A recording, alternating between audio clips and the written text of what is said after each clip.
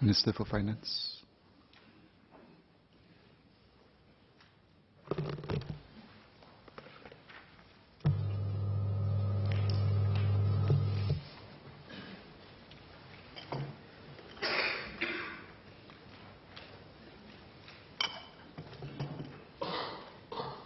Mr. Speaker, sir, I thank members of this House for the views shared during the budget debate. Over the last 2 weeks, I've also noted thoughtful views from fellow Singaporeans, academics, journalists, and business owners. I'm grateful for this feedback. Some challenge our current thinking, while others help us define our policies over time. We all have the same objective. It is to help Singaporeans thrive and build a strong, united Singapore. As we celebrate the bicentennial, let us take a step back to reflect on how we got here today and how we would like to move forward. Some MPs have provided good and useful overviews of the budget and how they benefit various parties, such as Mr. Liang Eng Hua. Some have delivered vivid speeches during the budget debates, such as the one about Akong and Ah Seng. And my speech will not be as poetic as SPS Biam King's. Now, listening to over 12 hours of your speeches in the last 2 days and this morning, I realized that it is not possible for me to address each of the points you raised. My colleagues will engage you in the specifics of policies within their ministry's purview. And as you can see, I too have 2 files on budget day. So this will be a long speech. So, Mr. Speaker, sir, with your permission, may I use some slides so that I can guide, so that it's easier for the chamber to follow my speech? Yes, please. So, in rounding up the debate today, I can value add by picking up some of the common threads in your speeches and to reinforce some of the key principles for this budget and those before, which make up the Singapore way. So, what is the Singapore way? First, we put people at the center of our plans, strategies, and programs. Second, we plan long-term while taking an adaptive approach to respond to changing circumstances and needs. Third, we do all of this together, working in partnership. These principles reinforce each other and have allowed us to do more with less. For instance, in the area of education, I showed this slide at last year's debate, and this is education. We didn't spend the most, but you look at the outcome that our students achieved in this PISA score. Healthcare, again, we didn't spend the most, but we have the second highest life expectancy next to Japan. And you look at how many of the OECD countries, the OECD average, are all on the right-hand side. And policing. Good outcomes in policing, where again, with the spending that we have of just slightly above 0.6% of GDP, we are ranked one of the safest in the world. So these are all very credible outcomes, despite spending less than what other countries do. Now, I will now elaborate on each of these principles. The first principle of the Singapore way is putting Singaporeans at the center of what we do. We empower people through education, create a good environment for families, help Singaporeans to earn and save more for retirement, and support aging with assurance. As engineer Dr. Lee Bee Hua put it so eloquently, all of us, 隆重是为了你, 完全是为了你, it's all for you. Many MPs, including Mr. Louis Ng, Ms. Jessica Tan, and Mr. Gan Thiam Poh, have given suggestions on addressing class divisions, inequality, and helping all Singaporeans do well, including the less privileged. The question is, how best to do so? As Mr. Saktiandi Supaat put it, it cannot be just through a Robin Hood style of social transfers. We believe that the best way to take care of our people is to build capacity, That is, for our young We give them a strong foundation in terms of a good education and exposure so that they have the knowledge, skills, and values necessary to chase their dreams. For our workers, we invest in increasing their capacity through upgrading and reskilling. Crucially, we also build an economy that provides them with opportunities. For those who have fallen behind, we provide stronger support systems. And this is for those who have fallen behind and who need help to access opportunities, we provide stronger support systems. And this is with the ultimate objective to give them the confidence and dignity to succeed for themselves as far as possible. And for our seniors, we support them in their desire to age successfully. We have been providing significant support and will continue to do so. Let me illustrate. Our young get a high-quality education which provides a solid grounding to chase their dreams. We make sure this is available to all our people, regardless of background. We keep education affordable. Parents paid $13 each month per child for primary school fees. This is possible due to the significant subsidies provided to every child. On average, every child entering primary 1 in 2018 would have received over $130,000 in education subsidies by the time he or she completes secondary school. Those who go on to post-secondary education receive another $10,000 to $22,000, $15,000 to $22,000 for every year they remain in school. And beyond just making sure that everyone can afford education, we make sure there is good quality for everyone, not just the top achievers or better off. In 2018, we provided at least 60% more resourcing for primary school students with a weaker foundation in literacy and numeracy through learning support programs in schools. Our commitment to maximizing pathways to success is clear. We have specialized schools catering to the needs of normal technical students, those with interest in science and technology, or the arts or sports. Most visitors to our country are very impressed with what we have done for our ITEs, sometimes better designed and resourced than their universities. I think several members in this House and myself have been bringing visitors to ITE, and they've been surprised to see what we have in the ITE. Now, MOE will elaborate more on our plans to uplift our students at the Committee of Supply. What we do is not necessarily the case worldwide. In the US, public funding per student varies widely across states and within states. For example, within the state of New York, one school district can get 3 times that of another school district based on how well off each school district is. I agree with Professor Lim San San, who said that we need to help our students develop cross-cultural, digital and ethical or CDE competencies. And this on top of the ABCs and 1, 2, 3 we teach them. Professor Fatima Latif also called on Singaporeans to develop strong networks to thrive in an age of change and disruption. Our schools provide this holistic education by making available core curricular activities, applied learning programs, and learning for life programs, all of which are heavily funded by MOE. When I was Education Minister, I visited many school systems around the world. And what struck me in many of the school systems was that when I asked, if your child or if your student wants to learn arts, music, dance, sports, what do they do? And in many of the school systems, the answer is, well, they have to join outside clubs.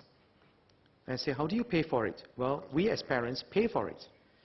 Whereas in our school system, co-curricular activities to develop our students' interests and to develop them in diverse ways are part of the school's system and funded by the government.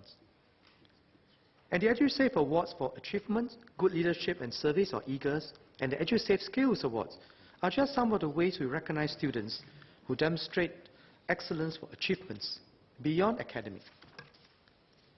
And you never know where the path will lead you. Take, for example, Mr. Wong Kar-chun, whom PM spoke about at the National Day rally last year.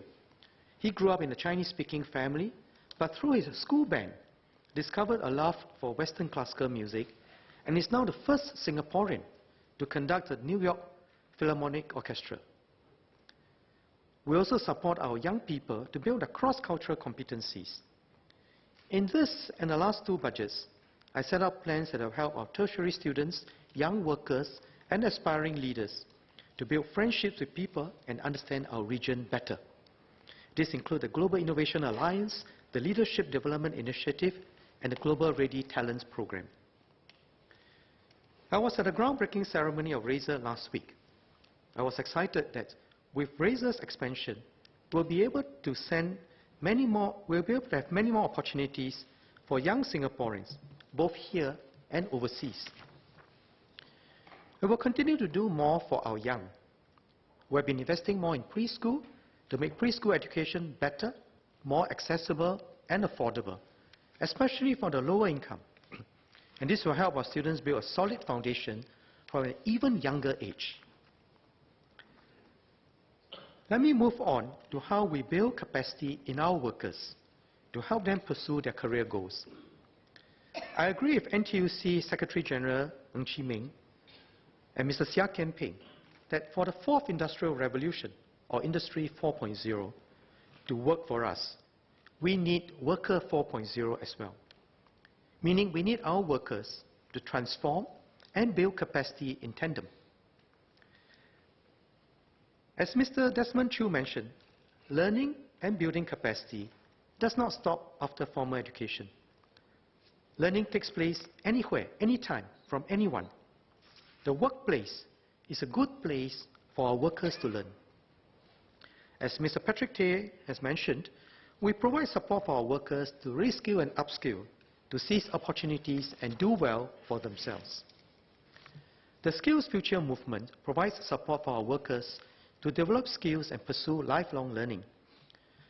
For those who are displaced, we help them find a new job and reskill where necessary through programs such as Adapt and Grow. The labour movement plays a key role in this. I would like to thank the Labour MPs for all speaking on a common theme of every worker matters and sharing their thoughtful views on what we should do to better support our workers.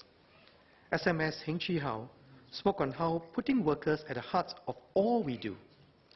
And I'm glad they recognize in Mr. Zainal Sapari and Mr. Ang Hin Kee's words that this year's budget is pro-worker. The Labour MPs and Ms. Sylvia Lim have spoken about various segments of our workforce: young workers, older workers, mid-career professionals, low-income workers, self-employed workers, and those with caregiving responsibilities. MOM and MOE will address some of their suggestions in greater detail during the Committee of Supply. A common thread in the comments, as Mr. Arasu Doraisamy has noted, was how employers have a key role to play in helping their workers upgrade. Mr. Melvin Yong commented that workers who go for training need to pull double shifts,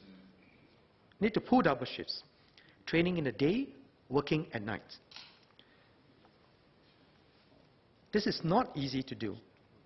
As workers put in the effort to train, I urge all employers to give them full support. I would also like to explain how we support our low-wage workers, in line with concerns raised by Dr. Intan Mokhtar and others. Where possible, we want them to build capacity through upskilling so that they can move up the wage ladder. This is why we give workfare, not welfare. We have the workfare training support scheme to encourage skills upgrading and a workfare income supplement, which I announced enhancements to this year. Through workfare and a progressive wage model, we help lower income workers upskill and reskill, earn more and save more. I'm heartened to hear that Singaporeans, both within and outside the House, are concerned about whether families of lower wage workers can make ends meet. Some, like Mr. Muhammad Ishad, have suggested that the way to address this is to allow younger Singaporeans to be given a workfare income supplement. At this point, I would like to explain the design of workfare and why we provide more support to older income workers. Much as we wish to help those who earn less, how we do it is important. Permanently increasing their capacity to earn more, is a more sustainable way to improving their lot in life and helping them support their family members. This is best done by upgrading the skills and improving their chances of getting better paying jobs. What they learn today will be useful for many years down the road and build a foundation for further learning. In the meantime, we help them take care of their family's needs, such as bursaries for their children or Medifund for their parents' hospitalization bills. And where there are challenges with accessing skills training, I'm confident that NTUC and our unions can come in to support. Education and employment support are part of the comprehensive system of social support which benefit our less well-off. On the whole, our broad-based schemes are designed to provide them with more support.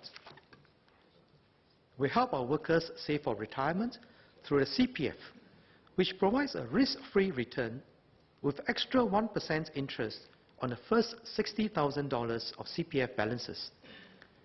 Those who are aged 55 and above receive an additional 1% for the first $30,000 of balances. This structure tilts the benefits in support of members with lower balances. It is in the spirit of what Mr. Saktiandi Supaat mentioned, of helping small savers grow their income. We also help Singaporeans own their homes with more housing subsidies for the lower income. There are few countries where young couples buy a home before they get married. In fact, in many cities, there's a huge gulf between those who can own properties and those who do not. We continually rejuvenate our estates and upgrade our flats so that they remain vibrant and livable homes for our people. These flats could also provide an additional source of income in retirement. At the same time, we provide targeted support for those from less advantaged backgrounds in different forms. Ms. Shara Chan spoke about the need to uplift these groups. We have put in place schemes such as Kickstart and the Fresh Start Housing Scheme, which help the lower income get back on their feet. For those in their old age, Silver Support provides a supplement for those who had low incomes through life and little family support. ComCare is available to those with greater needs. And there's always room to do even better, as many MPs have mentioned. But overall, it is a good system which gives Singaporeans a good foundation in life. That we still find occasional cases which fall through the cracks does not behove us to knock down the system. It gives us, policy makers, public officers, social workers, community volunteers, the motivation to do better through action. Let me now turn to our seniors. Singapore is aging quickly, quicker than many other developed countries. We made the transition from an aging to an aged society in an exceptionally short span of 19 years. In comparison, Japan, the world's most aged country, took 26 years.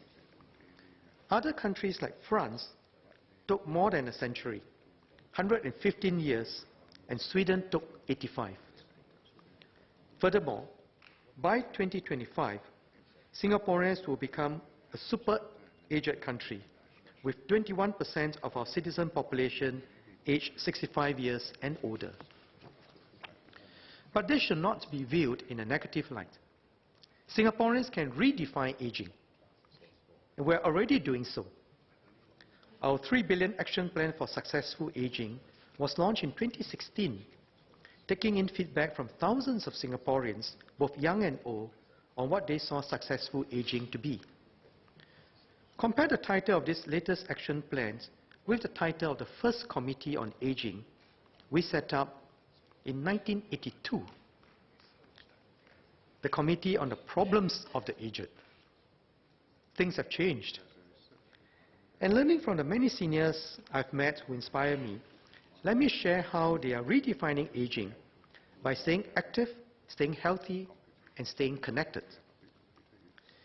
If we help all our seniors to make this transition, it will benefit them. It will also inspire all our younger generations. Our seniors want to stay active, be it through work, volunteering, learning something new, or keeping up with their grandchildren. And we want to support them in doing so. Opportunities to learn, grow, and achieve do not stop at the retirement age. In fact, the National Silver Academy, which was part of the Action Plan for Successful Aging, came about because our seniors told us that they wanted to keep learning and contributing to society. The Academy now provides a range of courses for senior learners and supports intergenerational learning programs. I'm glad that we have support for this on both sides of the House. Associate Professor Daniel Goh and Mr. Faisal Manap have also made a strong pitch for our seniors to be active and continue to be the best they can be. Our seniors also want to stay healthy. Having the second highest life expectancy in the world, we're in a good place. I recently met Ms. Peng Lia, one of our Merdeka generation, or MG, at a TV forum. And she told me she appreciated the Merdeka generation package, or the MGP, benefits, as they provided assurance that her healthcare expenses would be there, but would be taken care of. And even better, the benefits would be there, but not used, or what she called 备而不用, 备而不用, meaning that it was best if she could stay healthy and do not have to seek treatments in the first instance. I agree very much with her. The intention is for our seniors to focus on staying well. The MGP is there as an added assurance. So I'm glad to hear Ms. Joan Pereira and Ms. Irene Gui expressing support for this. I'm always very happy to see groups of seniors coming together regularly in parks or other public spaces to exercise, doing line dancing or Zumba Go together. In fact, I understand that many of our seniors are exercising regularly in over 400 locations across the island. This is a good sign, and I hope that there will be even more of such groups in the years to come. And last but not least, our seniors want to stay connected with one another and with those around them. I'm encouraged by the progress made through the Community Networks for Seniors, which brings together government agencies and community partners to help us have the ABCs, where seniors stay active and befriend and care for one another. Some 1,500 seniors have come forward as volunteers to befriend and help other seniors. Take the example of Mr. Bernard Lai, who was a member of our Merdeka generation. And besides juggling his work commitments, he's an active grassroots leader, a member of various sports clubs, and a Silver Generation ambassador. At the MG Tribute event hosted by PM early this month, Dick Lee, Jacinta Abisheganaden, Mel Fernandez, and Rahima Rahim, all MGs, gave a spirited rendition of Merdeka Sayang. I quote, "With our silver hair, we still contribute," unquote. And another quote, "We work hard, but still young at heart." Indeed, these lyrics reflect the spirit with which we approach aging. So fried rice paradise just got better with age. Our pioneers were the first generation of Singaporeans who were living and working in Singapore after we became independent. Our Merdeka generation is the next younger generation, better educated and healthier. So we look to you to redefine aging and forge a new path on what it means to be the independent generation. Now, I've spoken about how we take care of our people.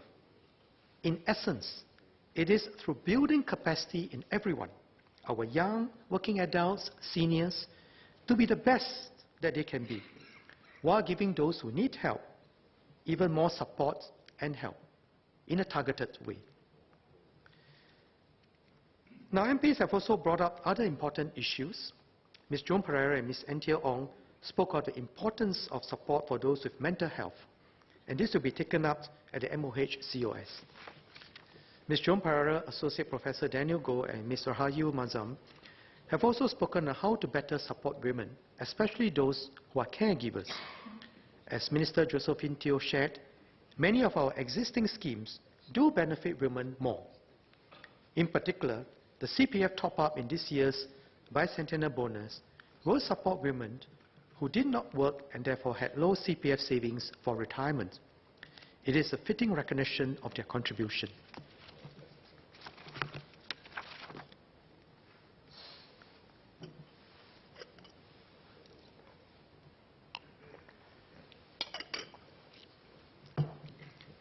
We build capacity and adopt a long-term orientation in our planning.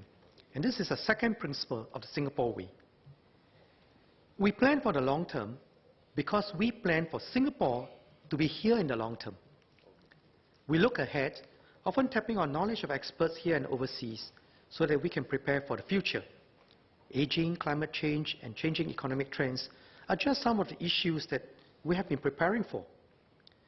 As I mentioned earlier, the first Committee on Aging was set up in 1982, when the proportion of Singaporeans aged 65 and above was only 5%.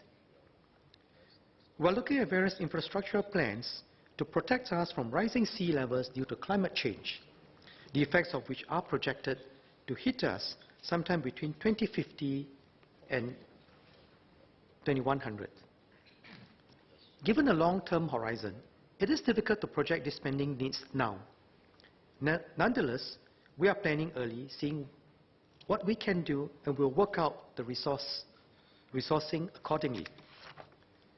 Our plan spanned many years, putting in place the right infrastructure, charting the course of our economy, and steadily building up our capabilities. Given the long gestation of these projects, such as the airports and port projects, it is inevitable that they are subject to risks and uncertainties in the operating environment. So I share Mr. Dennis Tan's concerns on this issue. However, this uncertainty should not prevent us from making exciting investments. Rather, they are impetus for bold but deliberate planning. Operating in challenging environments has always been our lot in life, which has taught us to plan carefully. Back in the 1980s, when we were building Changi Terminal 2, we also faced regional and economic uncertainties. But we persevered and overcame these challenges. We do not shy away from making difficult decisions if they are necessary for the long run. That is why we've been pushing hard on economic restructuring and have taken further steps this year to drive deeper restructuring. As Darrell David and Ms. Jessica Tan pointed out,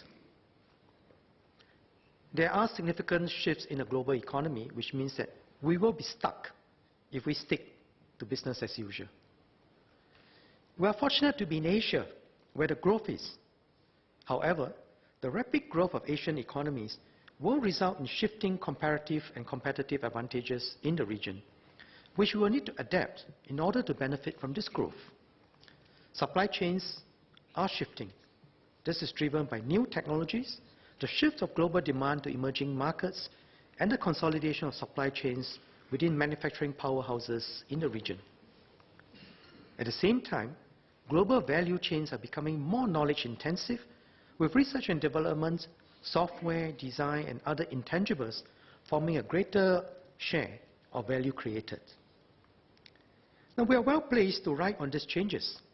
As a regional hub in many areas, such as finance, professional services, and logistics, we are well positioned as a base for businesses to capture the growing regional demand for such services. We also continue to have a strong manufacturing base, despite increasing competition from other economies. We must push ahead to strengthen Singapore's position as a global Asian node of technology, innovation, and enterprise. We will continue investing in research, innovation, and enterprise development and support our entrepreneurs and businesses to boldly venture into new markets. And this will bring new opportunities to our people and firms. However, the window to achieve deeper economic restructuring to help more of our firms capitalize on this opportunity is narrow. We have achieved strong macroeconomic fundamentals through policies introduced over the years. What we need now is to double down on improving productivity and innovation at the industry and firm level, in particular through a targeted, tailored approach to get firms of different types to adapt and transform. We have made the difficult but necessary move of cutting the DRC levels for the services sector. Several MPs, including Mr. Chong Ki-hyong, gave feedback that some firms from the services sector find it difficult to automate their processes. But the reality, as Senior Minister of State Heng Swee Keat pointed out, is that our resident labour force will continue to slow. If we do not move decisively on improving productivity and building up a skilled Singaporean core in industries which are currently lagging, firms will find it harder to adjust in the future. As Senior Minister of State Chee Hong Tat described it, the DRC cuts are like 苦口良药, bitter medicine that makes us better off in the long run. Even as we cut DRC levels, we'll help our firms in transition, as Senior Minister of State Zaqy Mohamad has outlined. As we take a long-term view in our planning, we must also consistently review our policies to take into account new trends, new feedback, and new evidence. As Mr. Christopher D'Souza just mentioned, because of the rapidly changing world and our unique challenges, it is critical that we be able to draw from a broad slate of policies and avoid strict adherence to theories. We must be prepared to experiment and take calculated risks. If we do not succeed at first, we learn from our experience and try again. This is how we become better as a people and as a country. I encourage all ministries to adopt this entrepreneurial mindset and to continue to keep trying out different solutions for the issues that we face. We must be focused on exploring what works, discard what does not, and execute effectively so as to achieve better outcomes for Singapore and Singaporeans. Hence, we adjust and calibrate our approach as we go along to take in feedback and learn from outcomes to make our schemes more useful and effective for firms and workers. For example, a common feedback from SME was that it was difficult to navigate government schemes and get support for business transformation. To help firms identify the support available to them, we launched one-stop portals like the Business Grants Portal and Startup SG. To reduce the number of schemes for firms to navigate, we rationalized grants that serve similar objectives under the Productivity Solutions Grant, Enterprise Development Grants, and PACT program. And this year, we'll streamline 8 financing schemes into a single enterprise financing scheme. Our policies have been gradually adapted to help Singaporeans better prepare for retirement as we live longer. CPF Life, Silver Support, and the lease buyback schemes were introduced to boost the retirement savings of our seniors. MediShield Life, which started as MediShield, and CareShield Life, which will replace ElderShield for younger cohorts, will provide universal and lifetime coverage for healthcare needs. Later this year, we will expand CHARS subsidies to provide universal coverage for chronic illnesses. And this last move, as Ms. Rahayu Mazam noted, shows the willingness of the government to make changes where necessary. In fact, as Dr. Heng Swee Keat said, we do have a universal healthcare system.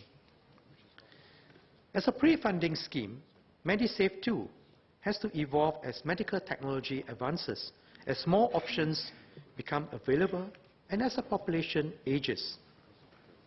We'll remain flexible and adaptive to deliver the best outcomes for our people. There have been questions in and outside of this House, on whether we will or should have packages like the Pioneer Generation Package or Merdeka Generation Package for future generations. Some have even suggested names. And some ask in anticipation, others ask because they are worried about who pays. Now, policy making in real life does not assume that we start with perfection. My earlier examples show that we do not let the perfect be the enemy of the good. We do what is good, learn by doing, and adapt and improve continually. During Singapore's journey from third world to first, our Merdeka generation and our pioneers especially did not benefit from the social safety nets we have today and the investments we can now make. They have fewer or no educational opportunities. They earned less. The CPF contribution rates started out very much lower. So a cohort-based approach to support them in the silver years is appropriate. You can say that we custom-made the packages to better meet their needs and to honor them for what they have done for Singapore. And for the younger cohorts, they too will have needs, but they are not of the same nature as the pioneers or MGs. Today, more than 9 in 10 Singaporean youths can expect to go on to a post-secondary education. 9 in 10. This is compared to less than 2 in 10 among our youngest MGs and about 1 in 10 for our pioneers when they were at the same age. The schemes we have put in place over the years, MediSave, MediShield Life, CareShield Life, enjoyed over their full working lives, will make sure that by the time they reach retirement, they'll be in a much better position than the pioneers or MGs to look after their own healthcare needs. Of course, some among us will still need more help. The government will look at the needs of each group and tailor our policies and programs in the future. Senior Minister of State Chee Hong Tat has summarized this well. The Merdeka Generation Package is not linked to the election cycle, nor is it linked to the unexpected surpluses this term. It is a plan that has been carefully studied over a significant period of time. Not many countries in the world has gone through a similarly compressed period of accelerated growth, leading to relatively wide divergences between the older and younger generations. Building on our substantial base of permanent healthcare schemes, a calibrated cohort-based approach is fair to different generations. If we continue to take a responsible and long-term approach to planning, younger Singaporeans need not fear that they will end up with a disproportionate share of the cost. But if we lose this discipline and make rash promises, like universal healthcare benefits regardless of circumstances, I would worry for our future generations. I've outlined 2 aspects of the Singapore way, putting people at the center of what we do and planning long term.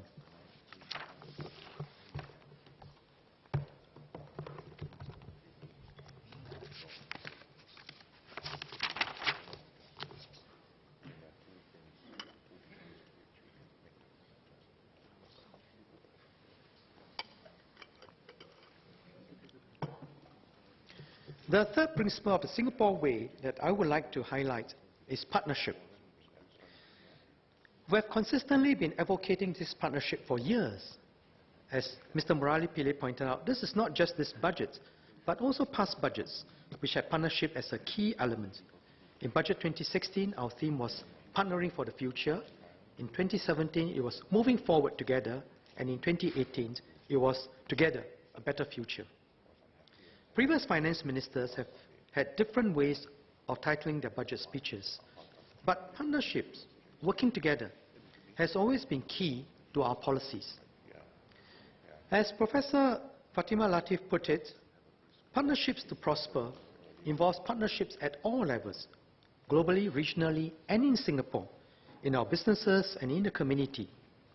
Partnerships are also important for the arts community, as Mr. Terence Ho shared. We seek to be friends to all and build strong international partnerships for mutually beneficial outcomes, and we have been steadily strengthening our partnerships. Free trade agreements allow our businessmen access to other markets, and this is particularly important in this period where there's significant trade tensions. Defense agreements allow ministries to build mutual understanding. Collaborations between officials and businesses build goodwills and better people-to-people connections. Examples are Suzhou Kendor, the Chongqing Connectivity Initiative, Iskandar Malaysia, and the new state capital of Andhra Pradesh. But of all partnerships that we build, the most foundational ones are the partnerships within Singapore. A strong and united Singapore enables us, both governments and our people, to build strong partnerships elsewhere. A strong and united Singapore assures our partners around the world that we can be taken at our word and will not cycle back on our commitments due to domestic divisions. A strong and united Singapore also sends a clear signal of our will and resolve to defend our sovereignty and safeguard our vital interests. One key partnership within Singapore is our tripartite arrangement, which is unique strength for Singapore. We must build on this and strengthen partnerships between the government, firms, and unions. Firms must build deeper capabilities together with their workers. The workers benefit from better jobs and better pay. A skilled, committed workforce gives firms a competitive edge. And this is a smart thing to do. We'll continue to provide support to firms which more directly link their company's growth and transformation with capability building for their workers, such as in the changes we made to the Enterprise Development Grant and the Productivity Solutions Grant. I'm glad to hear about SNEF's efforts to help employers implement responsible employment practices as a means to enhance competitiveness and sustain business growth. I'm pleased to hear NTUC Secretary General Mr. Ng Chee Meng and Senior Minister of State Koh Poh Koon talk about NTUC's plans, such as setting up of training committees and partner companies to build worker capabilities.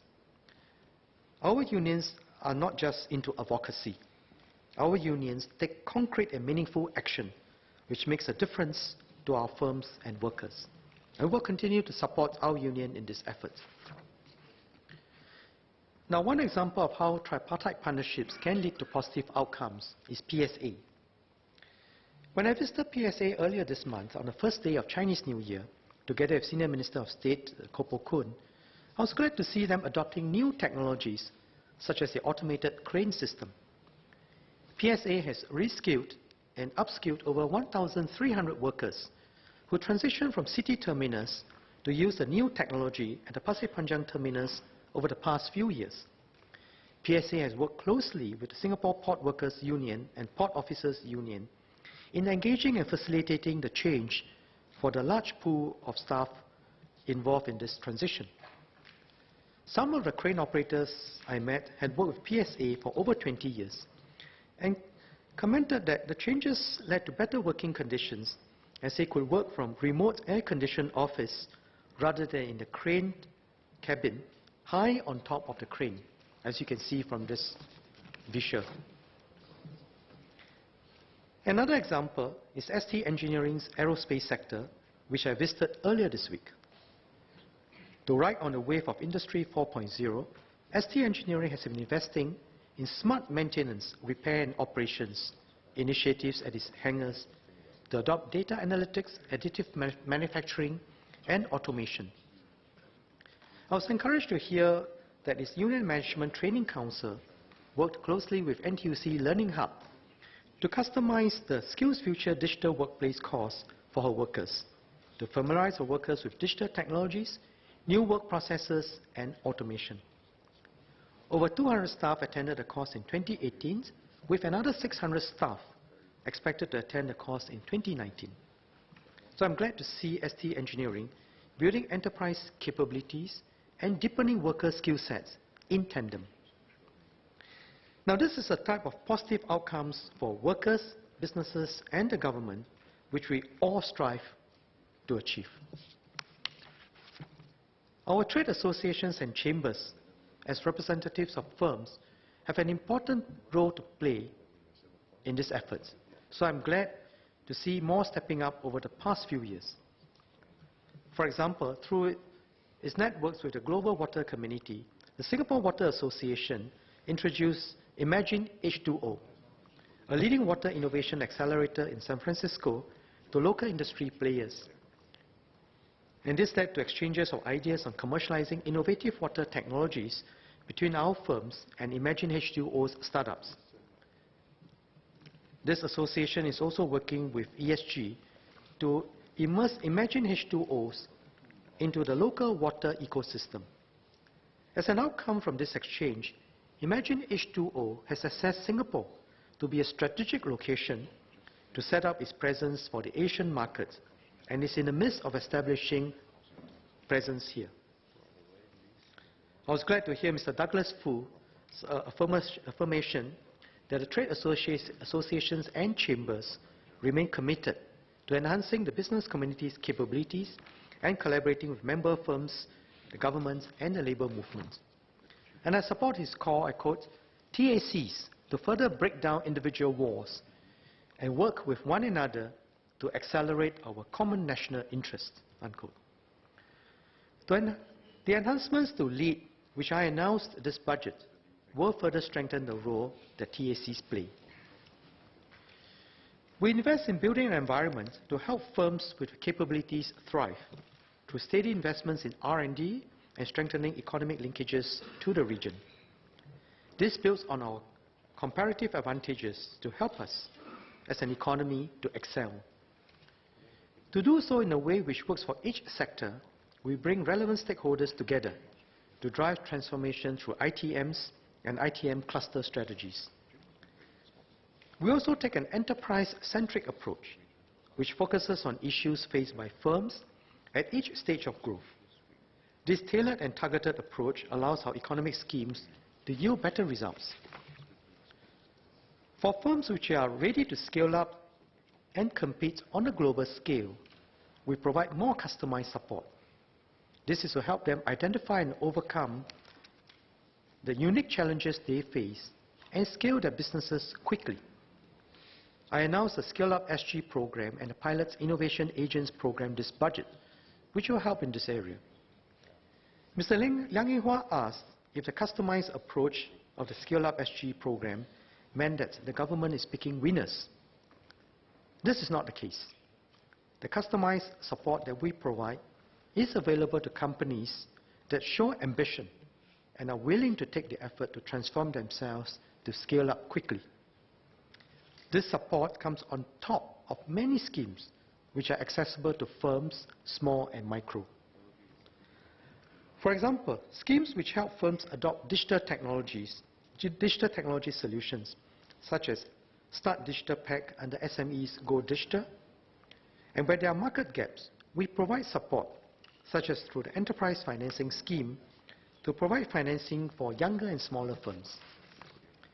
These schemes, together with a wide range of schemes under the Startup SG branding, provide a strong base of support for startups, which Mr. Nispoa asked about. Now, as pointed out by Ms. Rahayu Mazam, many Singaporeans and businesses have demonstrated their care and concern for fellow Singaporeans through their good work over the years. TSMP Law Corporation is one such example. In addition to providing pro bono legal services for the disadvantaged, the firm also regularly partners VWOs to contribute time and dollar to a broad range of causes and activities. VWOs like Ang Mo Kio FSC, SPD, and Empower Aging have also done an excellent job in serving a broad range of needs in the community. And as Mr. Nispoa said, their reach extends beyond what the government can do. So I thank them for their efforts, their hard work, and more importantly, hard work in reaching out. To help them to continue deepening their capability and increase the impact of the good work they do, for instance, we started the VWO Charities Capability Development Fund in 2002 to help VWOs train their staff, expand their reach, and serve people better. In 2017, we set aside $100 million for the fourth tranche of the VWO Charities Capability Fund, or VCF. The 250% tax deduction that we offer today on qualifying donations is also one of the most generous tax deduction schemes worldwide. Jurisdictions like Hong Kong, the US, and Australia provide only 100% tax deductions for corporate and individual donations. Matching grant schemes like the new Bicentennial Community Fund, which I announced, will also catalyze more funding to our IPCs. Together with a 250% tax deduction, every dollar raised will draw a government contribution of up to $3.50. The Minister for Culture, Community and Youth will elaborate on our efforts to support philanthropy and volunteerism at the COS. We'll keep Singapore safe and secure together. That's another important part of our partnership. So I'm heartened that MPs like Mr. Henry Kwek, Mr. Darrell David, Mr. Dennis Tan, Mr. Muhammad Ishad, and Mr. Vikram Nair appreciate the geopolitical situation that Singapore is in and support our commitments to make sustained investments in our security and defense capabilities. We have good men and women in our security forces and diplomatic corps, but they cannot be everywhere or protect every flank. Every Singaporean has a part to play through national movements like SG Secure. We must stay alert, stay united, and stay strong against threats, be it terrorism or cyber warfare. Everyone must play a part in total defense. And we'll find the best way forward together. But no one, not you, not me, not the government, has all the answers. Today, we consult, engage, and partner relevant stakeholders when formulating policy. So I'm glad Associate Professor Walter Teixeira and Mr. Ang Wei Neng have spoken about the importance of feedback for more inclusive policy making for the better of our society. There's always room for improvements, and Mr. Ang has given robust feedback which our agencies will take seriously. But we must not stop at just making criticism, but reach out to one another. Recognize that we may have different views, but we can work together and find the middle ground and find the right way. We will tackle our challenges and construct better solutions together.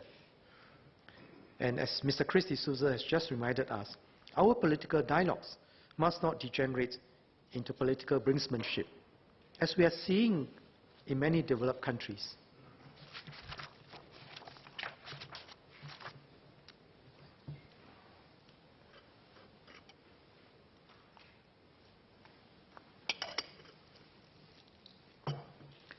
I've spoken about the Singapore way, our way, with people at the heart of our policies, planning for the long term while adapting to near-term circumstances and doing it together, working in partnership.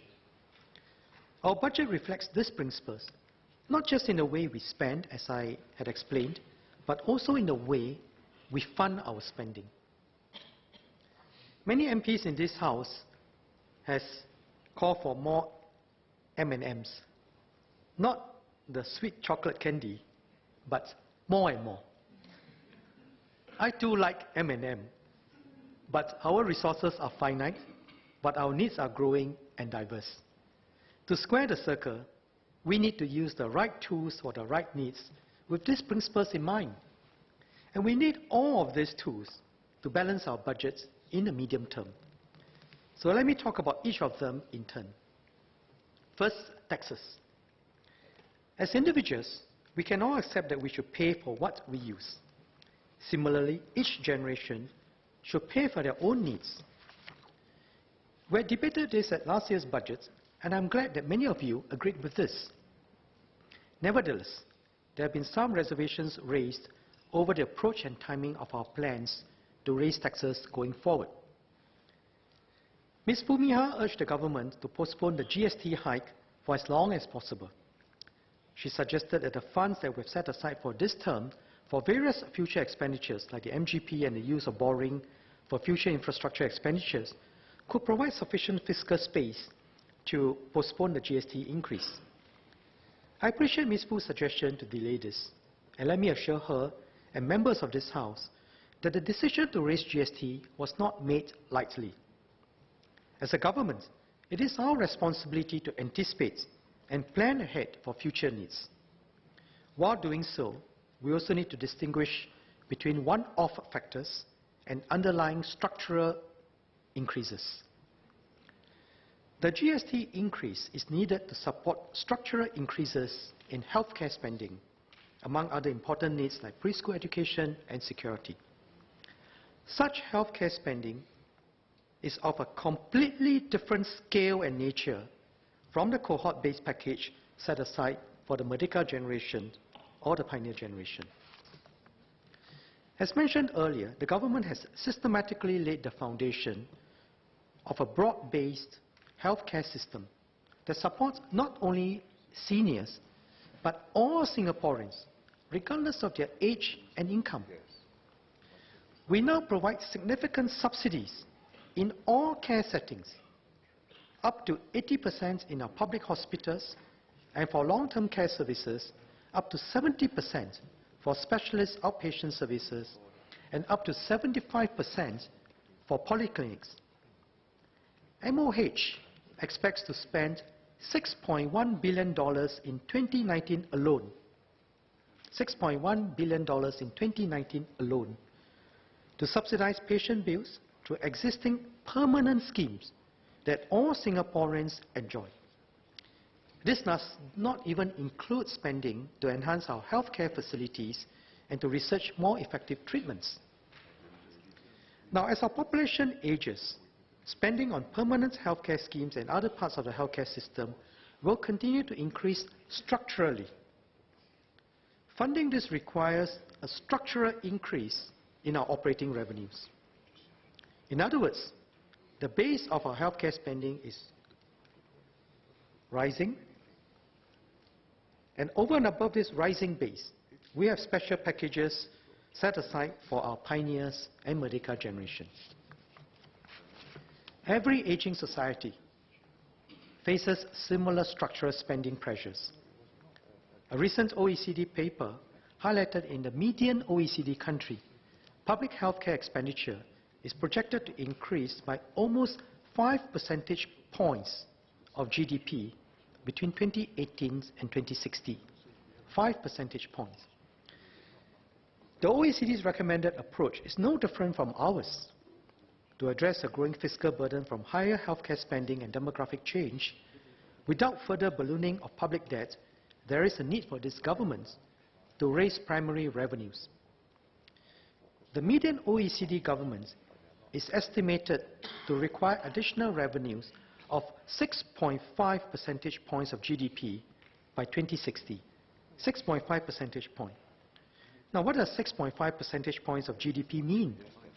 To put it in perspective, we expect to raise about 0.7 percentage points of GDP with the planned 2 percentage point GST increase. So, you compare 6.5 percentage point to the 0.7 percentage points of GDP that we have, and you see the scale of the issues in many places. And we have yet to decide on the exact timing of the GST increase. We will exercise care when doing so. We will continue to monitor the prevailing economic conditions, trends in expenditure, and buoyancy of our revenues. And as I said in the budget speech, we have also been preparing a transitional package when this comes in. Now, next, related to the issue that Ms. Bhumiha and other members raised, I should also put into perspective the surpluses accumulated so far in this term of government. Now, forecasting is an inherently difficult exercise. Some revenue items are volatile, especially those dependent on sentiment-driven markets such as stamp duty or vehicle quota premiums. For instance, in FY 2018, We had estimated that stamp duty collections would be lower because of property market cooling measures. But the property market defied our expectations. There can also be surprises on the expenditure side. The 2-year suspension of the KL-Singapore high-speed rail project is a case in point. The unexpected surpluses over the last few years are not due to the introduction of Temasek into the NIRC framework as suggested by Mr. Pritam Singh. The volatilities and uncertainties in revenues and expenditure, as I had just explained, account for most of this surplus. While the government's approach is to look ahead, plan ahead, and prepare for the unexpected, it seems that Mr. Singh would prefer to look backwards to find unexpected revenue surprises and count on them to keep happening. I'm afraid such an approach of hoping for the best is not how we secure Singapore's future. But there is room for improvement. The accuracy of our revenue and expenditure projections, while there's room for improvement, the accuracy of our revenue and expenditure projections has been reasonable and respectable by international standards. Actual revenue and expenditure figures have generally been within plus minus 4% of our original estimates. The Ministry of Finance is constantly looking for ways to improve our forecasts. But the experience of other countries also shows that this is not easy to do. Japan's revenue estimates, for example, had a margin of error of about 11% over the past 5 years. Hong Kong, a small open economy like us, averaged slightly better at 8%. Nonetheless, we will see how we can continue to improve. Mr. Liang Eng Hua also asked how the government intends to use the accumulated surplus. First, let me clarify that any surpluses we have do not simply disappear at the end of the term. They become part of our reserves, which are invested to generate net investment returns contribution. As Mr. Murali Pillai explained, when our economy grows, we have an obligation to contribute to the reserves to be used for the uncertainties of the future. We should also bear in mind that the business cycle can turn, and having some surpluses on hand can allow us to provide targeted support to segments that need help to tide over the downturn. And for a major crisis, we can turn to past reserves. Now, during the global financial crisis in 2008, our accumulated savings allowed us to fund $16.5 billion, or 3/4 of the $20.5 billion resilience package, with the remainder being funded from past reserves. So 16.5 out of 20.5 from current reserves. In 2017, to support the construction industry to tide over a period of cyclical weakness, the government brought forward about $1.4 billion of public sector infrastructure projects to start in FY 2017 and 2018. In planning for FY 2019, we are also faced with the global economic outlook being downgraded by the IMF as global trade tensions grow. More fundamentally, we should not have the mentality of trying to spend everything that we have before the end of each term of government. As part of our long-term approach, we continue to review our plans for the long term and will deploy financial resources where necessary. So on this note, let me briefly reiterate the role of our reserves.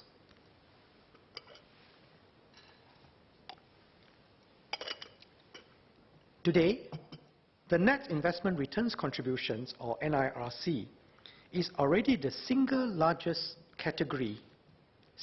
contributor of our revenues, larger than any category of taxes we collect. If we did not have the NIRC framework, we would have had to double our personal income tax collection or our GST collection to raise the same amount of revenue. In fact, we will not even be able to raise the same amount of revenue because it's now the largest category, and doubling all the rest does not give you that same amount. Our reserves are our strategic assets. We are a small country exposed to global forces beyond our control. Our reserves will allow us to tide over a crisis without being reliant on others. We should not underestimate the need for a rainy day fund. Singapore faces particular vulnerabilities given our lack of natural resources. With an economy worth nearly $500 billion a year, we should set aside enough to protect it and our people's livelihoods and future. So let us stay disciplined.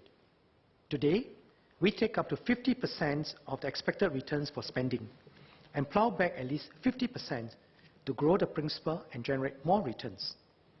In this way, both the current and future generations benefit from the reserves, and we can be confident of our future. Now, Mr. Pritam Singh referred to a Business Times article and asked for more data on our reserves so that, I quote, that Singaporeans can crunch the numbers themselves and better understand budget policy trade-offs, unquote. He has also filed a cut on transparency on GIC's performance, which will be answered at the Ministry of Finance Committee of Supply. But let me explain why he is misinformed. Our reserves comprise assets invested by MAS, GIC, and Temasek Holdings. The size of MAS and Temasek Holdings assets is public information. Only the GIC portion is not disclosed, and that is because with the GIC figure, you get the complete picture of our reserves. I was running the Monetary Authority of Singapore during the global financial crisis with ESM Goh Chok Tong as our chairman. And let me tell you that in a crisis where the most powerful central banks in the world and even some of the biggest financial institutions were taken completely by surprise by the speed and scale of the turn in the markets and the global economy. Many things could have gone wrong. We not only rode through the crisis well, but emerged stronger. And having our reserves as a strategic asset played a key role in this. So let us not squander this strategic advantage that we have. Our reserves serve as a strategic defense to deter parties who wish to undermine the interests of Singapore and Singaporeans. Such moves go beyond currency speculation attacks to other types of threats. As Mr. Mohammad Rashad noted, we live in a VUCA world, volatile, uncertain, complex, and ambiguous. Our reserves, like our investments in defense and security, give us the confidence to plan long-term, knowing that we will have the ability to take care of our people and to defend our sovereignty. Lastly, let me talk about borrowing. Over the past decade, we are making significant investments in our infrastructure to enhance connectivity and create new growth opportunities for tomorrow. As I mentioned in the budget statement, the government is studying the options of borrowing carefully as a tool to finance major long-term infrastructure, and will announce our plans in due course. In my roundup speech last year, I mentioned a number of infrastructure projects which our statutory boards and government-owned companies are looking to borrow to finance. This included the Integrated Waste Management Facility by the National Environment Agency and the JB Singapore Rapid Transit System Link by the Land Transport Authority. In this year's budget speech, I mentioned our long-term infrastructure needs. And as Ms. Ting Pei Ling has noted, we also have planned ahead for our aging infrastructure. And all this are long-term needs that have to be studied carefully, and when ready, we'll share more. Now, as these projects have lumpy upfront costs and benefits that span many generations, borrowing can be a fair and efficient tool to finance and spread out this cost instead of raising taxes sharply to fund them. In this regard, there is a simple answer to Mr. Pritam Singh's question about how borrowing will impact revenues available for future recurrent spending. Mr. Pritam asked how borrowing will impact revenues available for future recurrent spending. It does not. Borrowing does not create new revenues for recurrent spending. It merely converts a concentrated lump of spending in a few years into a smoother stream of loan repayments with interest. And we must have every intention to pay back what we borrow. So in fact, it is irresponsible for a government to borrow to spend on recurrent needs, such as healthcare and security. Such borrowing shifts the burden of paying for today's needs onto future generations. And this goes against the same principles of intergenerational equity that Mr. Pritam Singh said he stands for. And Mr. Sito Ipin has rightfully cautioned against this and has called for further safeguards to prevent excessive borrowing. Now, I share Mr. Sito Ipin's views. If we proceed to use government debt, we'll make sure that this is done in a disciplined and prudent manner. Safeguards are in place to ensure that the debt, its interest and repayment are sustainable and in line with the Reserves Protection Framework. Borrowing or not, it does not change the fact that all government projects should be cost-efficient, well-managed, and must yield economic or social benefits. Now, what do we have to show in 10, 20 years' time? An important question raised by Ms. Ting Pei Ling. Now, borrowing is not just a financing tool. If used sustainably, it allows us to build a better living environment for our people and to make Singapore a dynamic and livable city. This is not just a question about growth, but also one of sustainability, as emphasized by Dr. Teo Ho Pin. Mr. Pritam Singh asked if building Singapore will come at the expense of our green spaces. He should not take the word building so literally, not just in bricks and mortars. We have always incorporated greenery in our urban plans, and it is not only part of our climate change resilience efforts, it is part of Singapore's identity, a city in a garden. And the Ministry of National Development will share more details on their greening efforts as part of their Committee of Supply. As we calibrate our fiscal tools, the ultimate goal is threefold: to remain pro-growth, ensure that our overall system of taxes and transfers remain fair and equitable, and keep the tax burdens on the middle income low. There have been calls for the government to do more in redistribution through the tax system to address income and wealth inequality. Mr. Saktiandi Supaat suggested if we could tier GST for different goods to lower the tax burdens on the lower income. And this has been raised multiple times in budget debates over the years. But let me briefly reiterate the key arguments why a multi-rate GST is a less efficient way to help the lower income. First, it is difficult to define a necessity. Take bread, for example. There are the white and wholemeal loaves that you can find at supermarkets. But there are also loaves sold at artisan bakeries. On top of that, there are so many types of breads: floss buns, baguettes, kaya toast at a coffee shop. So where do we draw the line? Second, better off households tend to spend more in absolute terms and thus benefit more from these reduced GST rates. And finally, the experience of many countries and relevant studies also show that a multi-rate GST system raises businesses' compliance and administrative costs significantly, which are then passed on to consumers. Our approach is to have a flat GST rate while providing structural offsets through the GST voucher scheme. And this is a permanent scheme to provide more help to lower-income households and seniors. It is also more targeted, as those who need help most get it most directly. And this is in addition to other schemes and programs to help the less well-off. Mr. Yee Chia Sing spoke about whether car ownership can be taken into account when means testing, while Ms. Jessica Tan and Mr. Lim Biao Chuan asked if annual value criteria can be removed. No criterion is perfect, but if we put all our different schemes together, we have a system that is progressive and, as Mr. Yee Chia Sing said, fair. Now, if we use vehicle ownership, for example, should we distinguish among the make and model and what the vehicle is used for?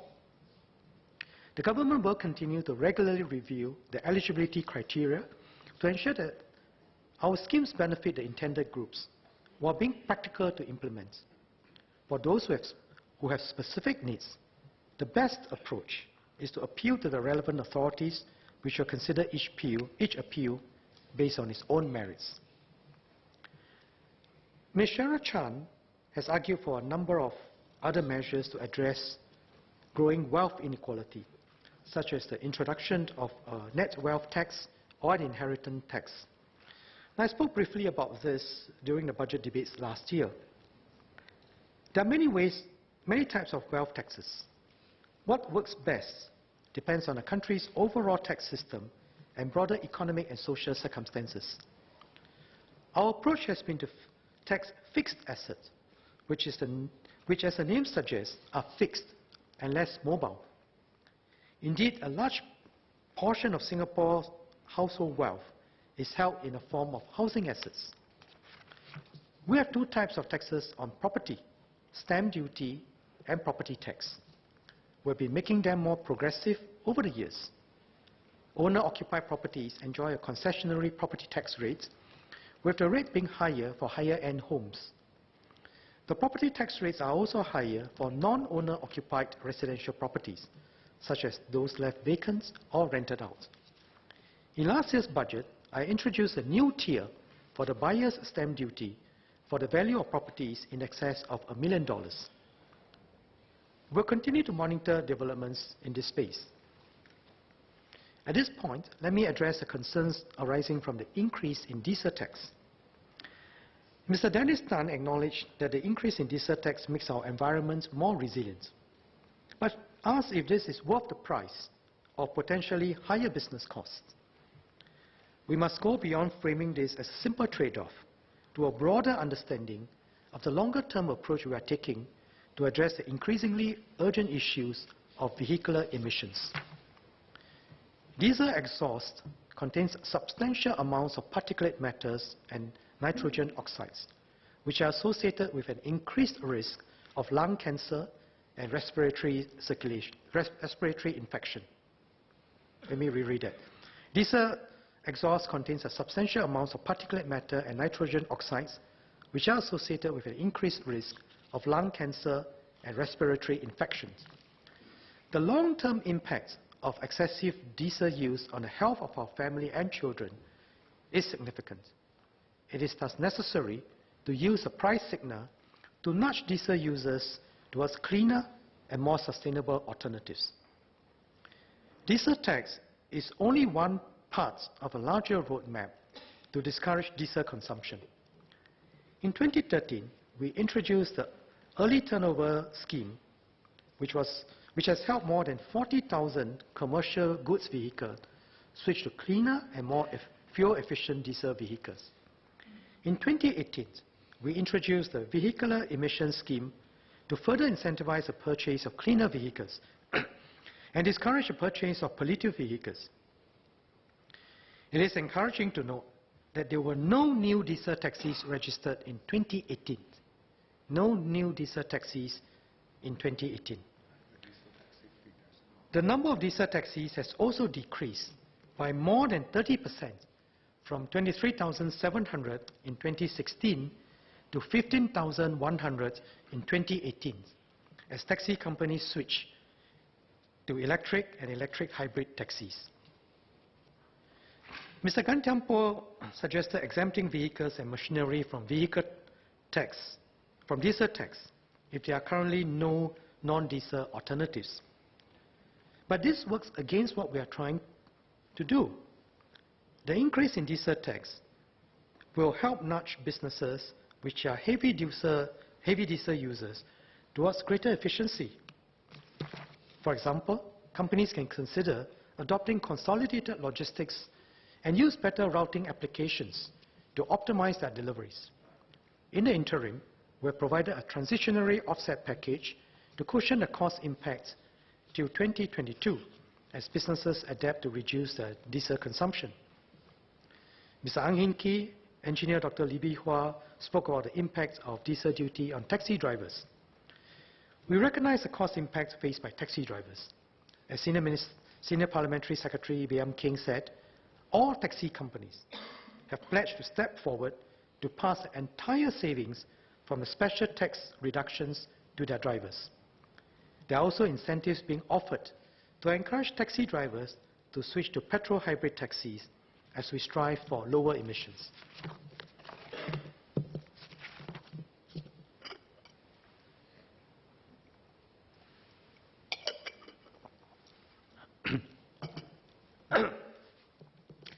This year, I had several good conversations with people about this budget at various forums. Some asked me, what about me? There didn't seem to be anything in this budget for me. Now, even if there's nothing new for you this year, you and the family have certainly benefited from every one of our budgets. As I said, we must not look at the budget in isolation. One budget builds on another. So let me outline how this budget benefits different groups. Our young people have benefited from stronger support in education, housing, and parenthood. They also benefit from the opportunities that the vibrant economy brings, as I explained earlier.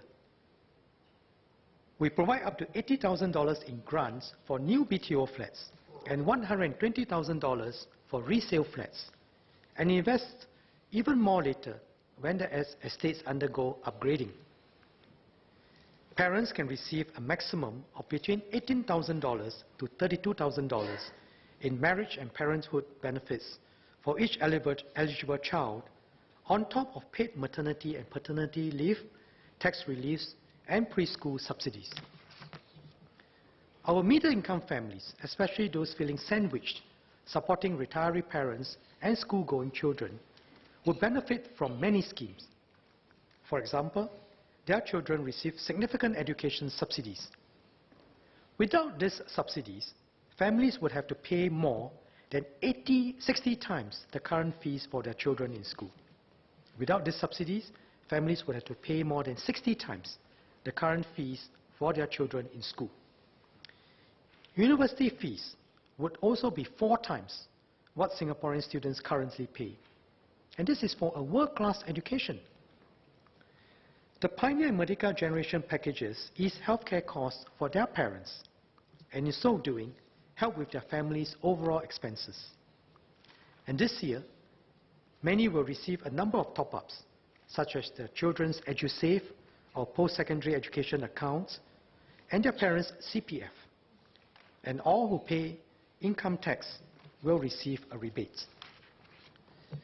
Some middle-income and upper-income families also commented that the tax rebates of $200 is insignificant and of not much benefit to them.